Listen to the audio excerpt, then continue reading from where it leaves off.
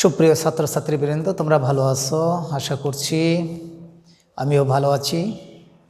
ভগবান আমাদের সবাইকে মঙ্গল করুন এই প্রার্থনা জানিয়ে আমরা আজকে একাদশ শ্রেণীর প্রথম পত্রের নিয়তির বিধানম নিয়ে তোমাদের সাথে সেদিন কথা বলেছিলাম যে নিয়তির বিধানম আলোচনা করতে গিয়ে সেখানে বাণভট্ট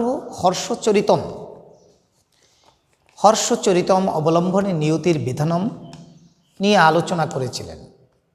সেই আলোচনা করতে গিয়ে আমরা বিশদভাবে আলোচনা করেছিলাম যে সেখানে প্রভাকর বর্ধন একজন রাজা ছিলেন। সেই প্রভাকর বর্ধনের তিনটি সন্তান ছিল, যে কথাটি তোমাদের আগের ক্লাসে আমি বলেছিলাম।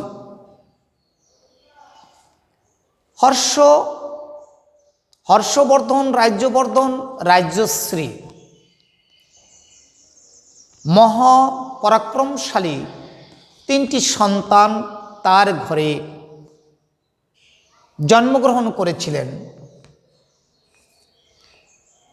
সেখানে তাদের যে ট্র্যাজেডি, সে ট্র্যাজেডির কথা আমরা আলোচনা করতে গিয়ে আমরা দেখেছিলাম সেদিন যে কথাগুলো বলেছিলাম তোমাদের সামনে, যে প্রভাকর বর্ধন তার মৃত্যু হল গ্রহবর্মার সঙ্গে রাজ্যশ্রীর বিয়ে, মালবরাজের দ্বারা গ্রহবর্মার হত্যা, গ্রহবর্মার সাথে বিবাহ হল কার? প্রভাকর বর্ধনের মেয়ে রাজ্যশ্রীর। সেই মালবরাজের দ্বারা গ্রহবর্মাকে হত্যা করা হলো, রাজ্যশ্রীকে অপহরণ করা হলো, গৌড়েশ্বরের চক্রান্তে রাজ্যবর্ধনের মৃত্যু হলো, হর্ষের যুদ্ধযাত্রা, রাজ্যশ্রী উদ্ধার প্রভৃতি ঐতিহাসিক কাহিনী নিয়ে আমরা বাণভট্টের হর্ষচরিতম অবলম্বনে নিয়তির বিধানম আলোচনা করেছিলাম। সেখানে আলোচনা করতে গিয়ে এই নিয়তির বিধানম নিয়ে আলোচনা করতে গিয়ে সেদিন তোমাদের সাথে অনেক কথা বলেছিলাম যে প্রভাকর বর্ধন যখন মারা গেলেন, মারা যাবার আগের অবস্থাটা কি হয়েছিল, যে হর্ষবর্ধনের মাতা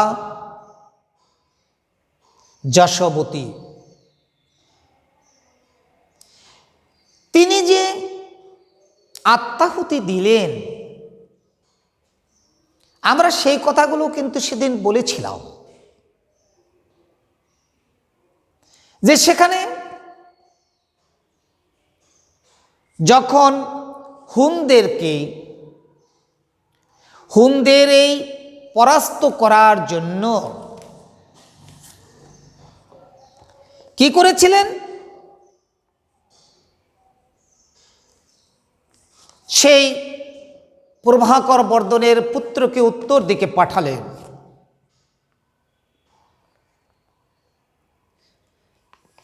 সেখানে তাকে যখন তার ভাই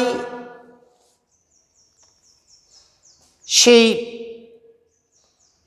অশ্বারোহী নিয়ে তাকে এগিয়ে দিতে গেলেন, সেই মুহূর্তে কুরঙ্গক নামক এক দূত তাকে একটি সংবাদ দিলেন যে আপনার পিতা দাহজ্বরে আক্রান্ত, ভীষণ দাহজ্বরে আক্রান্ত হয়েছেন। আমরা সেখানে দেখেছি যেখানে প্রভাকর বর্ধন যখন শয্যাশয়ী হলেন, তার স্ত্রী অনেক চেষ্টা করলেন, অনেক চেষ্টা করেও যখন তাকে বাঁচানো সম্ভব নয় চিন্তা করে তিনি কি করলেন, তিনি শেষ পর্যন্ত কোনো উপায়ান্তর না দেখে বললেন যে আমি আমার স্বামীর মৃত্যুর আগেই আমি নিজেই অগ্নিতে আত্মাহুতি দিতে চাই। সেখানে আমরা সে যশোবতী যখন শ্বেত বস্ত্র ধারণ করে নদীতে স্নান করতে যাচ্ছিলেন, সেই মুহূর্তে তার পুত্র যখন দেখলেন যে মা শ্বেত বস্ত্র সাদা পোশাক ধারণ করে স্নান করতে যাচ্ছেন, অগ্নিতে আত্মাহুতি দিবেন, এই দৃশ্য দেখে তার সন্তান বলছে, মা এ কি করছো? মা তাকে সান্ত্বনা দিয়ে, তার সন্তানকে সান্ত্বনা দিয়ে বললেন যে আমি বৈধব্য জীবনযাপন করতে পারবো না, বিধায় তোমার পিতার মৃত্যুর আগে আমি আত্মাহুতি দিতে চাই। আজকে আমরা এই থেকে আমাদের শিক্ষা নেওয়া উচিত যে সন্তানের কাছে আমরা যখন দেখি, আমরা যখন সংস্কৃত শ্লোকগুলো পড়ি, জননী জন্মভূমিশ্বর স্বর্গাদপি গরীয়সী, জননী ও জন্মভূমি স্বর্গের চেয়েও শ্রেষ্ঠ। সেই জননী যখন সন্তানের সামনে অগ্নিতে আত্মাহুতি দিতে যাচ্ছেন, তখন মায়ের সেই করুণ দৃশ্য দেখে সন্তান স্থির থাকতে পারছেন না। মা তুমি এ কি করছো? তখন যশোবতী তার সন্তানকে আলিঙ্গন করে বলেছিলেন, বাছা তুমি তো জানো আমি বীরের স্ত্রী, আমি বীরের কন্যা এবং আমি বীরের মাতা, আমি এই বৈধব্য জীবনযাপন করতে চাই না।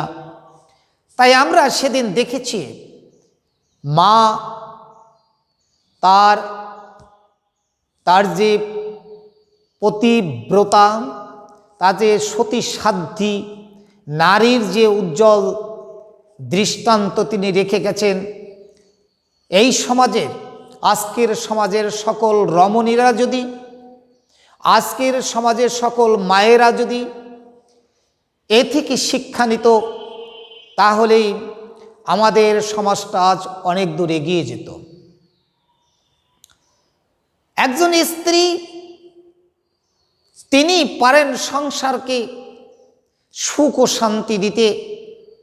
আজ সেদিন সে যশোবতী তিনি সব কিছু গুছিয়ে দিয়ে তিনি যখন আত্মাহুতি দিলেন, এদিকে প্রভাকর বর্ধন মারা গেল, সেখানে হর্ষবর্ধন তাকেও হত্যা করা হলো, আর এদিকে সে গ্রহবর্মাকে হত্যা করা হলো, রাজ্যশ্রী তাকে কারাগারে নিক্ষেপ করা হলো। সেদিন আমরা দেখছি এই রাজ্যবর্ধন, হর্ষবর্ধন এবং প্রভাকর বর্ধন, তাদের যে এই ট্র্যাজেডি, সেই ট্র্যাজেডিকে কেন্দ্র করেই আমরা আজকের এই নিয়তির বিধানম আমরা পড়লাম। সেখানে একটি কথাও আমরা শুনেছি, দেখেছি যে জাহাজ বিভিন্ন জায়গা থেকে ধন সম্পদ নিয়ে আসতো, একটি জাহাজের সাথেও তুলনা করে সেদিন সেই ট্র্যাজেডির কথা উল্লেখ করা হয়েছিল।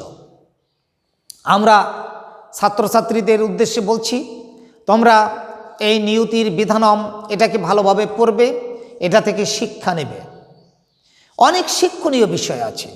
আমরা যে কটা বিষয় পর্যন্ত পড়েছি আমাদের মহাভারতের কাহিনী অবলম্বনে, আমরা যেগুলো বিষয়গুলো পড়ছি, আমরা সেখানে তোমাদেরকে বলছি যে তোমরা সে যাজ্ঞবল্ক্য মৈত্রীর সংবাদ ধম্ম শীর্ষানাং চরিতানি নিয়তির বিধানম, আমরা বাল্মীকি কবিত্ব লাভ, দেবী স্তুতি আর শ্রীমদ্ ভগবদ গীতা জ্ঞানযোগ, যে বিষয়গুলো আমরা পড়ব সকল বিষয় থেকে আমাদের শিক্ষা নেওয়া উচিত। প্রত্যেকটা যে কটা গল্প, যে কটা প্রবন্ধ, যে গদ্যাংশ পদ্যাংশ যেখানেই আছে সব থেকে আমাদের শিক্ষা নেওয়া উচিত। আমাদের শিক্ষণীয় বিষয় সেখানে রয়েছে। আমরা এই নিয়তির বিধানম, আজকে আমরা যে ধন জন যৌবনের অহংকার করি, আজকে এই নিয়তি যখন আমাদেরকে হাতছানি দিয়ে ডাকবে, আমাদের নিয়তি যখন আসবে তখন কিন্তু আমাদের সব কিছু পড়ে থাকবে।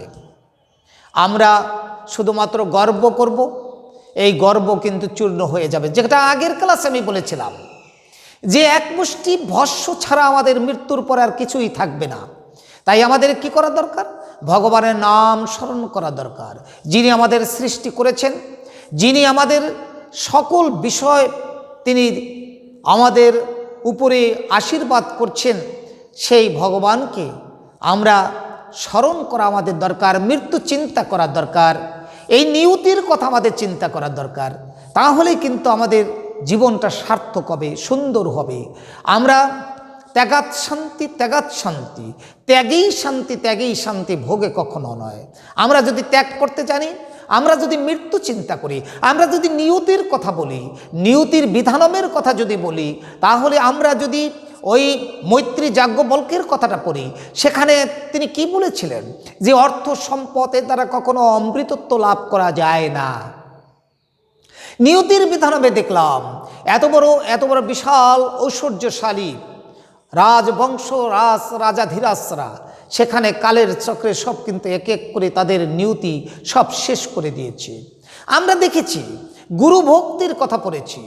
আজকালকার দিনে আমাদের শিক্ষক, আমরা দেখেছি যে বেদে যেটা বলা হয়েছে তোমরা জানো যে সত্যাত্ম প্রমাদিতব্যম ধর্মাত্ম প্রমাদিতব্যম আচার্য দেব ভব পিতৃদেব ভব মাতৃদেব ভব। বেদে বলা হয়েছে, বেদের বাণীতে বলা হয়েছে সত্য হইতে বিচ্যুত হওয়া উচিত নয়, ধর্ম হইতে বিচ্যুত হওয়া উচিত নয়। আচার্যকে দেবতা বলিয়া জানিবে, পিতাকে দেবতা বলিয়া জানিবে, মা তাকে দেবতা বলিয়া জানিবে।